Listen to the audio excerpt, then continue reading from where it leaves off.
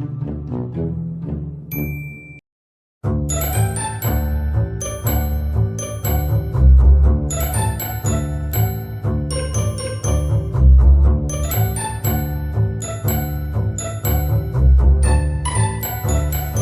mga parents o guro na gustong makipag-partner ng IVFC, mangyari po lamang na makipag-ugnayan sa aming organisasyon upang malaman kung ano-ano yung mga requirements upang mapadali ang ating pagiging partner.